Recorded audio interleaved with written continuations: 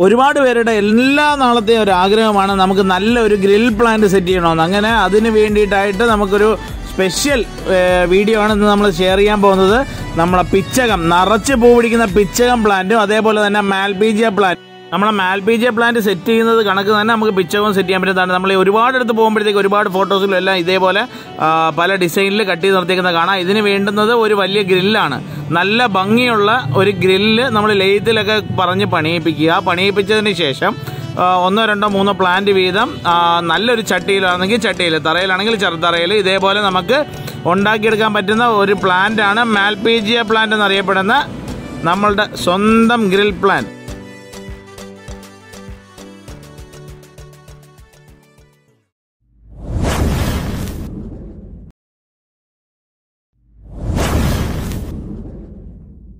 അതിനുവേണ്ടി നമ്മൾ ആദ്യമായിട്ട് സെലക്ട് ചെയ്യാൻ പോകുന്ന പ്ലാന്റ് യുജീനിയുടെ ഒരു വലിയ പ്ലാന്റ് ആണ്. ഇത് ഗ്രില്ലിൽ നേരത്തെ നമ്മൾ ഇതിനെപ്പറ്റി ഒരു വീഡിയോ ചെയ്തിട്ടുണ്ട്. ആ പ്ലാന്റ് തന്നെയാണ്. ഇപ്പം മഴയൊക്കെ ആയതുകൊണ്ട് നല്ല തഴച്ച് വളർന്നു. അതിനുവേണ്ടി നമ്മൾ എന്താ ചെയ്യുന്നതെന്ന് വെച്ച് കഴിഞ്ഞാൽ ആ ഗ്രില്ല് സെറ്റ് ചെയ്തതിന് ഉള്ളിൽ നിന്ന് തന്നെ കുറേ ശിഖരങ്ങൾ നമ്മൾ കട്ട് ചെയ്ത് കളയുകയാണ്. കട്ട് ചെയ്ത് കളഞ്ഞെങ്കിൽ മാത്രമേ പുതിയ ശിഖരങ്ങൾ വന്ന് അത് നിറയത്തുള്ളൂ. അതിന് വേണ്ടിയാണ് നമ്മൾ ഇതേപോലെ കട്ട് ചെയ്യുന്നത്. അത് നിങ്ങൾ വീട്ടിൽ ഈ മാൽപീജിയ പ്ലാന്റൊക്കെ സെറ്റ് ചെയ്തെടുക്കുന്ന ഒരുപാട് ആളുകളുണ്ട്. ഒരുപാട് പേര് ഇതിൻ്റെ പല രീതിയിൽ ഷേപ്പ് ആക്കി വെച്ചിട്ടുണ്ട്.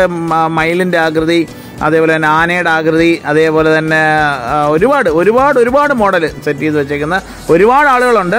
വെൽക്കം പ്ലാന്റ്, വെൽക്കം തന്നെ ഈ പ്ലാന്റിന് നല്ല ഗ്രില്ലുണ്ടാക്കുക. അതാണ് ഏറ്റവും പ്രധാനം.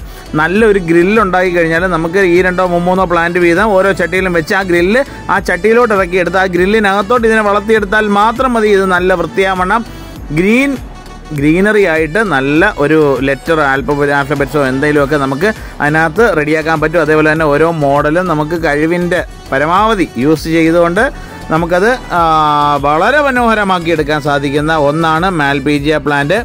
കഴിവിൻ്റെ പരമാവധി എന്ന് പറഞ്ഞത് നമ്മളുടെ അഭിരുചി അനുസരിച്ച് നമുക്കിതിനെ മാറ്റിയെടുക്കാൻ പറ്റുന്നു എന്നുള്ളതാണ് ഇതിൻ്റെ ഏറ്റവും വലിയ സവിശേഷത.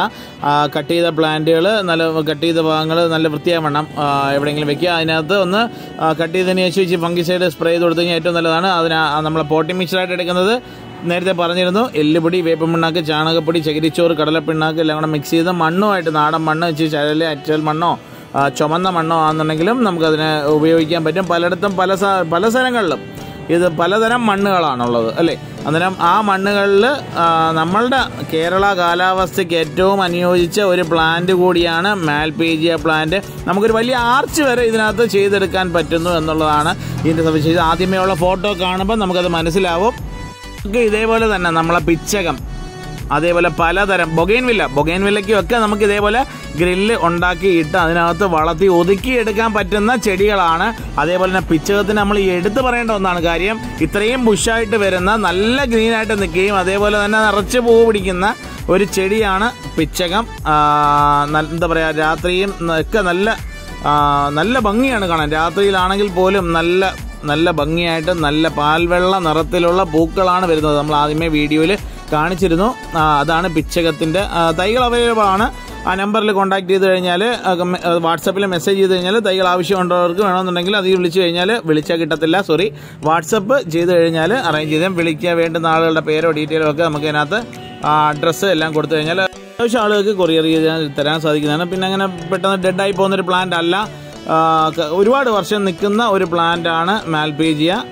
അതുപോലെ തന്നെ പ്ലാന്റ് വെച്ച് ഒരു 1.5 മാസം കഴിഞ്ഞതിന് ശേഷം കൂടുതലൊന്നും വേണ്ട, ഒരു 8 മുതൽ 10 തരി ഫാക്ടം ഫോഴ്സ് അതിനകത്തൊന്ന് ഇട്ട് കൊടുത്തു കഴിഞ്ഞാൽ പ്ലാന്റിനകത്ത് കുറേയും കൂടെ ഗ്രീനറിയും അതേപോലെ തന്നെ നല്ല കരുത്തോടുകൂടി പ്ലാന്റ് ഇതേപോലെ തഴച്ച് വളർന്ന് നിൽക്കും.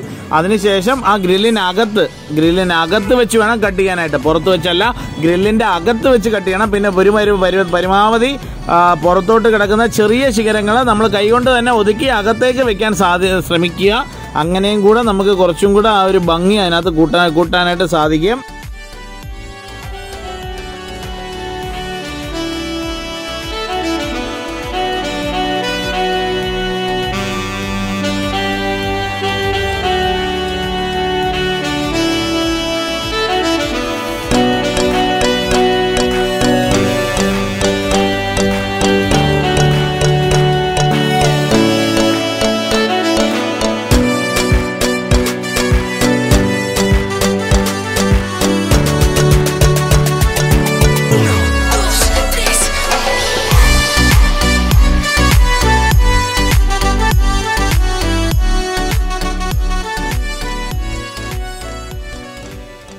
ഇതുപോലെ തന്നെ നമുക്ക് വേണമെന്നുണ്ടെങ്കിൽ മാസത്തിൽ ഒരിക്കൽ സ്വല്പം, അതായത് 1 സ്പൂൺ ഫാക്ടംബോസ് ഒരു 5 ലിറ്റർ വെള്ളത്തിലെടുത്ത് അതിനകത്ത് സ്വല്പം ചാണകവെള്ളം അതിൻ്റെ തെളിയും കൂടെ ഒഴിച്ചതിന് ശേഷം നല്ലപോലെ മിക്സ് ചെയ്യണം.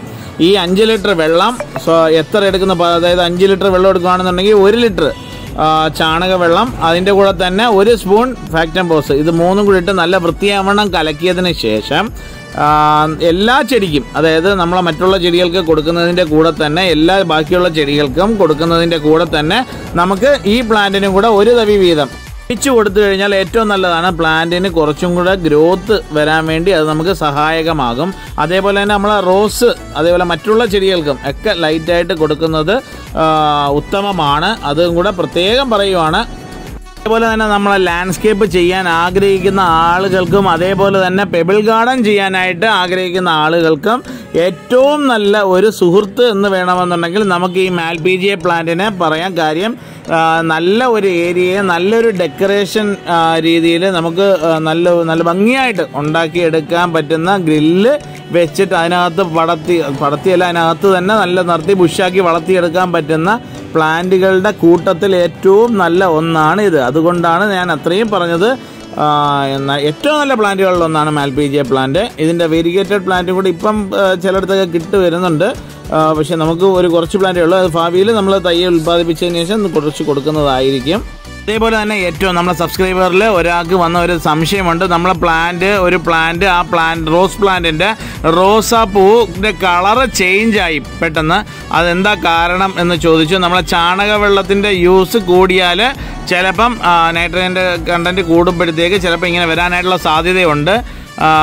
അന്നേരം അത് പേടിക്കണ്ട, അത് തിരിച്ച് വരും. അത് ചാണകവെള്ളം കൊടുക്കുമ്പോഴത്തേക്ക് പച്ചപ്പ് കൂടി പ്ലാന്റ് ഗ്രോത്ത് കിട്ടുന്നതിൻ്റെ കൂടെ തന്നെ കളറിന് ചെറിയ വ്യത്യാസങ്ങൾ വരാനായിട്ടുള്ള സാധ്യതയുണ്ട് എന്നാണ് അന്വേഷണത്തിൽ കിട്ടിയ ഒരു വിവരം. അതും കൂടെ പ്രത്യേകം നമ്മളെ സബ്സ്ക്രൈബേഴ്സിന് വേണ്ടി നമ്മൾ പങ്കുവയ്ക്കുകയാണ്.